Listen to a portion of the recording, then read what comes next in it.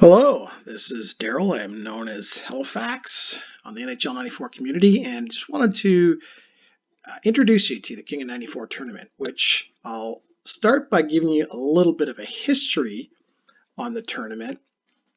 We'll talk about how you can register for our next one, which is coming up here in about 3 weeks' time. And then I'll explain a little bit about how you can get set up for it and the rules and the format as well. So this is our sixth time doing this tournament, and what it is the NHL'94 World Championships. So we have the best players that compete in it from all across North America, and sometimes even Europe as well, for the online one for sure. So now the first 4 years that we did this, we had it live. It's intended for a live in-person tournament. But obviously the last couple of years with COVID, it has morphed into the online tournament for now, and we're hoping that in next year in 2022, with travel restrictions and all those things kind of removed and reduced between countries and those kinds of things, that we can have another live tournament. But this year it's going to be online, and it's going to run for a couple of weeks between starting November 28th, going to December 11th. Now, why are we doing it over 2 weeks? Well, we're doing it because it'll give you some extra time to sort of play your game. So it's not really you need to be there for a specific time on a specific date. Basically, what we'll do is we'll set you up with some groups and a schedule, and then you kind of go from there. But I'll explain all that, but a bit of that later. You can, if you want to go to kingof94.ca or .com works, that's KINGOF94, that'll take you to the website, and you'll be able to see the Super Nintendo rankings, Genesis rankings. Those are just from some other tournaments that we've held in the past. There is a recap from our first tournament in 2015. Obviously, still need to do a little bit more updating from the other tournaments that we've had. So 2015, we were in Toronto. Then we did another one in Las Vegas in 2017, and then 2018 in Vancouver, and then 2019 back in Toronto again. So that was the last time we had an in-person tournament. But for this tournament, again, as I've noted, it's going to be online here. So you can go to the site, and right here at the very front, you'll see register, click here. So if you decide that you want to do that, it's very easy to find. I'll just kind of quickly scroll down a little bit. Just if you want to contact us in other ways, you'll see here email, Twitter, Facebook. We're kind of on a few different platforms there. So, and then most importantly, Discord is the sort of online chat feature that we use to play online and kind of connect that way. So it makes it quite nice and easy. But I'm going to go ahead and I'm going to click on register, click here, this red sort of spot here in the middle.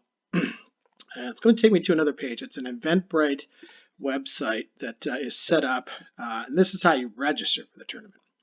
So it'll take you here, and then you'll see on the right side there this green little icon. That will allow you to register for the tournament. There's some information here on the main area of how you can get set up for online play. And there's a little link right there that's going to take you to that. It outlines the schedule and everything else. I'm just going to kind of quickly click on the register page just so that you can see a little bit of it. So it'll take you to a page where you're going to see 4 options, and you have an option to play in the King of 94 for Super Nintendo, for Sega Genesis, and then there's also the Duke of 94 for both systems. So what's the difference between them? Well, the King of 94 is for the best players. You want to be the best in the world, that's the one that you want to compete in. And the Duke of 94 is something that kind of we added within the last couple of tournaments, just for more of the players that are, I will call them either new to tournament format, haven't played in a long time, or more of a sort of casual player. That is more probably to your liking if you want to play in that. So then the King of 94 is better players, a lot more competitive, that kind of thing. So you can register for either one, but you can't register for both in the same console. So you can't play in the King of 94 Super Nintendo as an example, and then also sign up for the Duke of 94 Super Nintendo. You got to play one or the other. You can't sign up for both. And the same thing with the Sega. You couldn't sign up for both. Now, you could sign up for one for each console if you wanted to. So in other words, if you decided that you wanted to, well, let's just say you want to play in the King of 94 Genesis and you wanted to play Super Nintendo as well, but maybe you just wanted to play in it casually, then you could just sign up for the Duke of 94, which is a more casual turn. So you can play in both if you want to. You can play in one. It doesn't matter, but you cannot play on both on the same console. Okay, I'll take you back to the online portion for this tournament. Let's see if I can go back here. Oh, that's right. There we go. So the getting started page, is there a link right here? This explains a little bit of how to get you online. I've already had the window open here, so I'm just going to click on it. This is going to take you to our NHL'94.com online page. And now the first thing I just kind of wanted to highlight with this is where to grab everything. Now, on the main page, this is something that a guy named John, goes by Chaos on the website, he set up this entire download section here. And so this is where you kind of want to grab what you're using. So the either the Gens package, which is this one up here for Sega Genesis, or the SNES packages as well. And so that is going to have, the nice thing about it is that he set it up so that everything in there, all the settings are kind of preset for you. So there's not really much work that you need to do on that end of it, which is really nice. So I would not go and just download the ROM from somewhere else or download any of the other stuff from anywhere else. It's all nice and easy for you. RetroArch download, we use RetroArch 1.88. Now, some people have asked, can you play on a Mac? There's kind of two parts to this answer. The answer is yes, but it's not cross-platform between for Sega. So in other words, if you're on a PC or a Mac, you can't play each other. You would only be able to play each other if they were on the same system. So basically, we've just kind of said, if you're playing Sega, it's PC only, because otherwise you're not going to be able to play against others. Why that is specifically, I'm not too sure. It has something to do with RetroArch itself, but for Super Nintendo, you can play on both.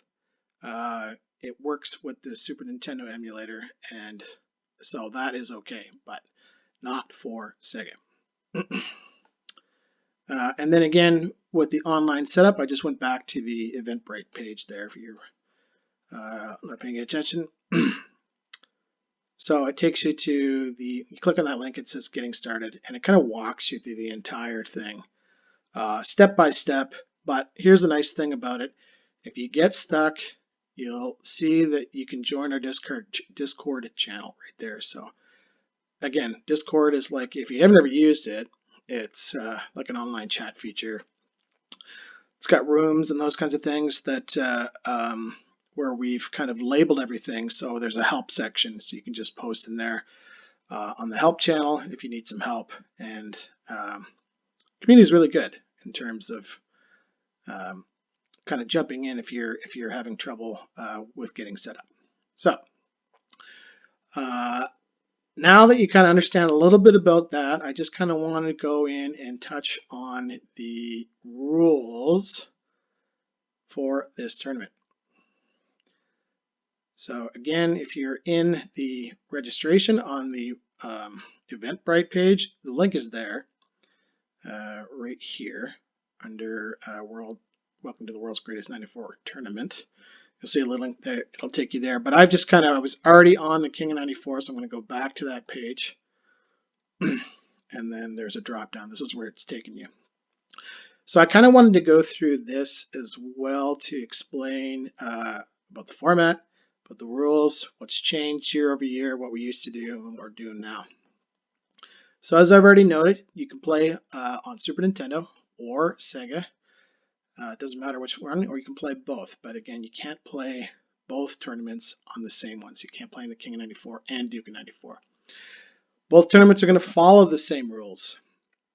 So each tournament, we used to have it before where we made them a little bit different between each tournament, but now just from some feedback that I've got from a sort of poll questionnaire that I did about a month or two ago, just getting feedback from people, they had some suggestions of just keeping the rules the same, less confusion. So we decided to do that for these tournaments.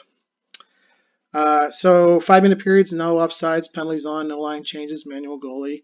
That is sort of our standard in-game settings, which most people prefer. Now we get that everybody has different opinions. Maybe one of those things you don't like, but that's kind of what we found that most people are accustomed to and enjoy using. Round robin. So the round robin schedule, you'll be placed into groups, and we set up those groups based on we try and even them out. So what we know about players, we try and spread out all the top players between each groups and the next set and so on.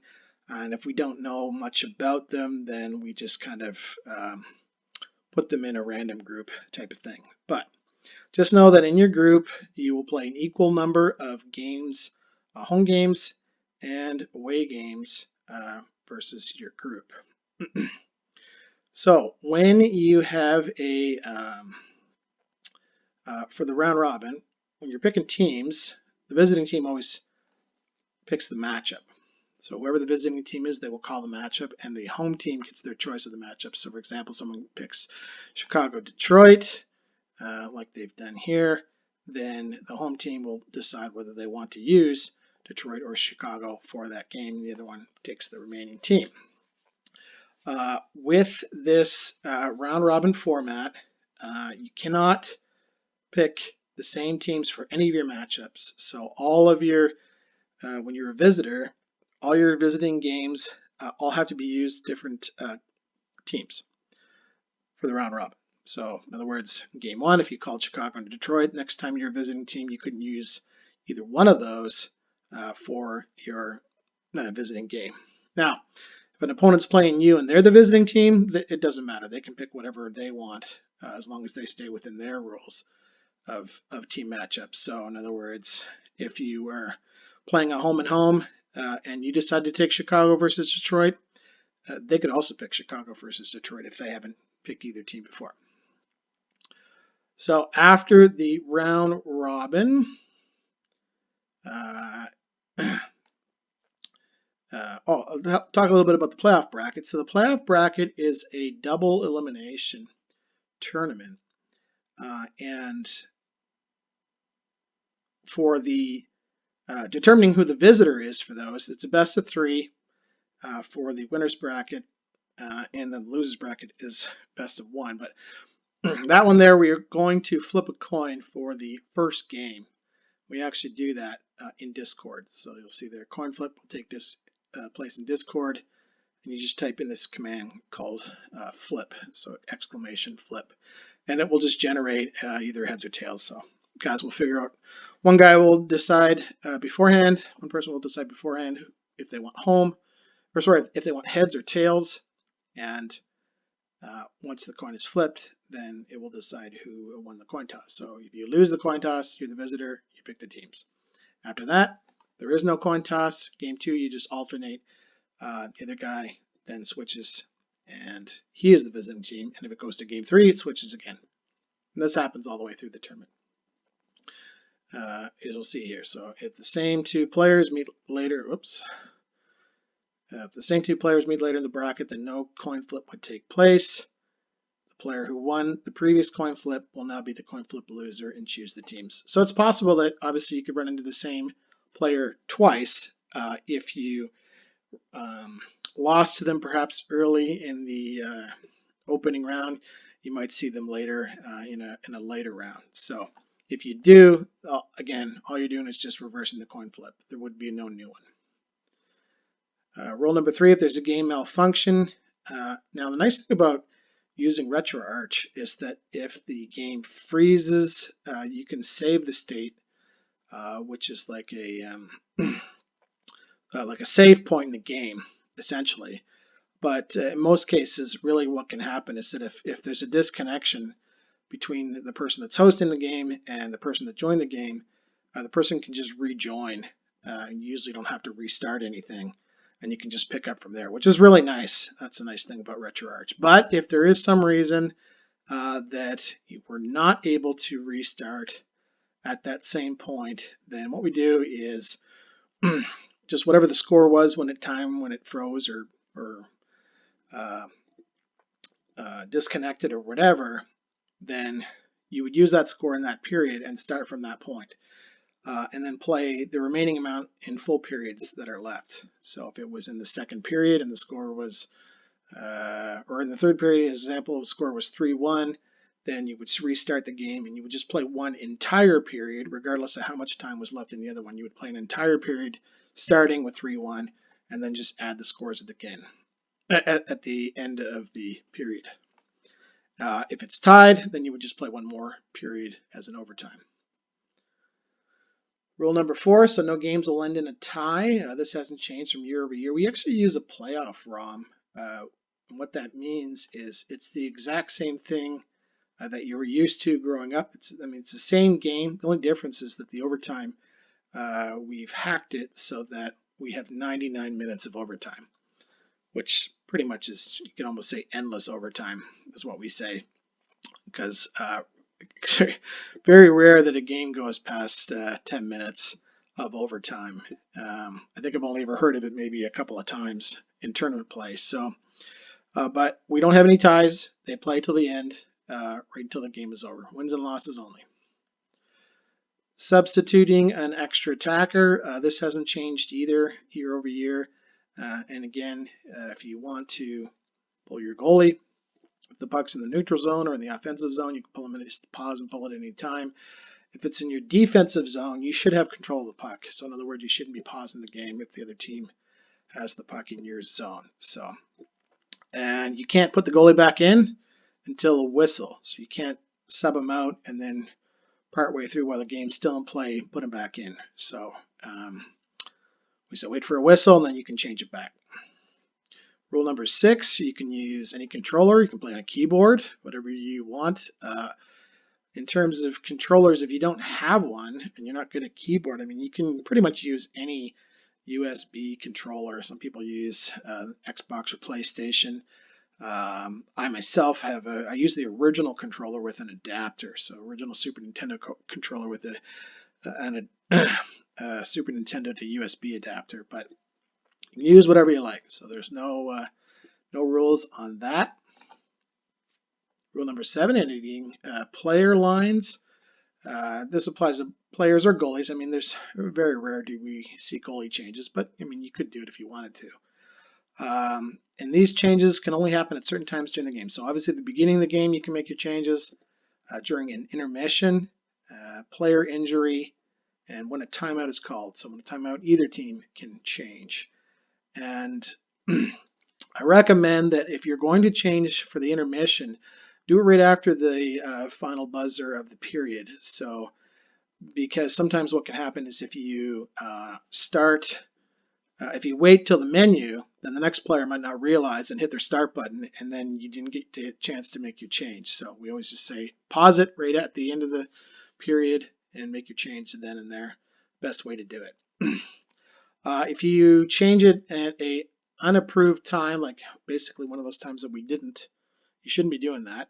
So your opponent is allowed to ask you to change it back, and if he does, then you have to revert your line back. So just be respectful and fast when making changes. Shouldn't take too long. Number 8, 6-goal mercy rule. So essentially, once a player has a 6-goal spread at any point, the game is over. We don't continue playing. Why is that a rule? Extremely rare that somebody comes back from a 6-goal spread, and we just found that it's not worth the time. So we just say the game is over and move on to the next game. Because really, it's mostly just about wins and losses in the round robin anyways. Rule number 9, if there's any glitches or bugs, we kind of say if it's in the game, it's in the game. So we've accepted that we play through these instances. And again, they're pretty much extremely rare when these things happen, but things happen. Like, for example, I know myself that one time I had the puck with my goaltender and was behind the net and basically shot it through the back of my net and went in the net and counted as a goal for the other team. So that happens, and we just kind of play through it. Rule number 10, so we encourage all the players to resolve any disputes among themselves. I don't think I've ever had an instance in all of my years where that we had to make a ruling on something that I can think of offhand. So, but if it comes down to it, either myself or another guy named Michael goes by Smazoma. We're there to resolve any disagreements. Tournament format. Now I've kind of gone over a little bit of the format already, but we'll kind of do some of this might be repetitive, but you'll be guaranteed a minimum of 8 games, which is nice. So 8 games for the tournament. Round robin format will be set. As I mentioned, you'll play an equal number of home and away games. We divide them up by skill as best we can. The scores will be recorded in Discord, so that's the channel that the app that I was mentioning to you before.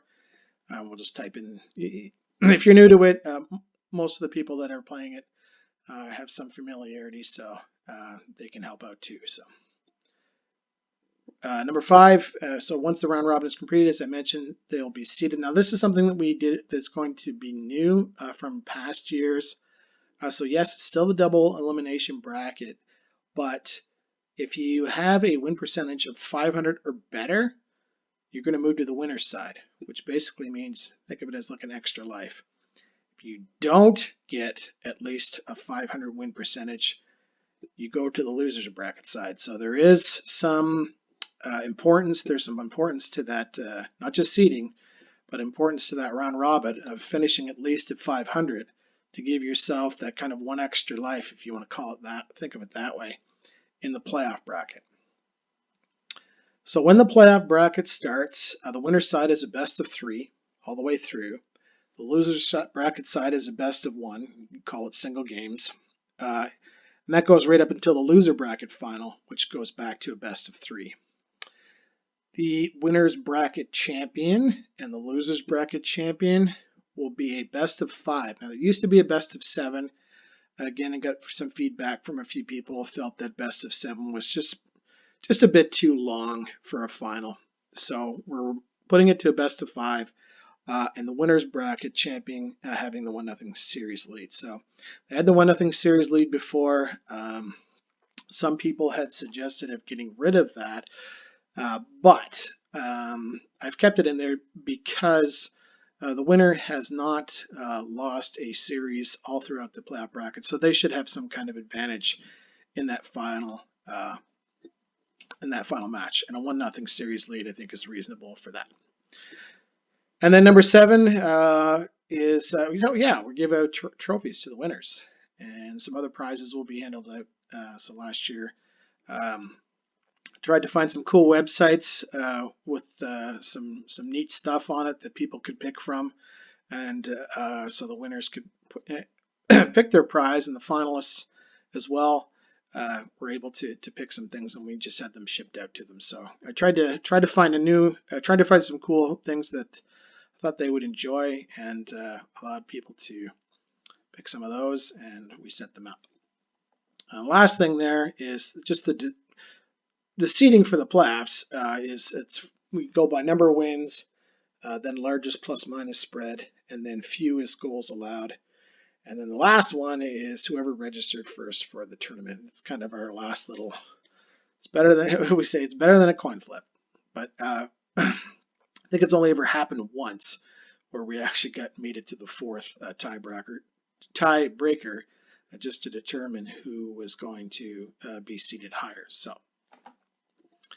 And then the 2v2 tournament, we did it last year, and as some people are aware, one of them never got finished, and that one there was was a fun thing. So it was you didn't pay to be in it. We did it last year. It was just to see how it would go, but it is very hard to get 4 people online at the same time to play, and that's kind of the issue we ran into. Pardon me, at the very end. So we're not going to do it this year. online. I think we're going to just save it for the live tournaments, which will be much more enjoyable and fun there. So that is it. That is everything I want to talk about. And again, I'm just going to go back to the home page here. If you have any questions, send me an email, NHL'94king@gmail.com about it. Or if you're on Discord, you can send a direct message there or post in the channel if you have any questions as well. So that's it. And I hope that you'll consider joining. It's a lot of fun. People enjoy it. And again, we do this over a couple of weeks. So to give people essentially time in the first week, starting on November 28th, so you'll know your group by then. We give time throughout the week for people to play all their games.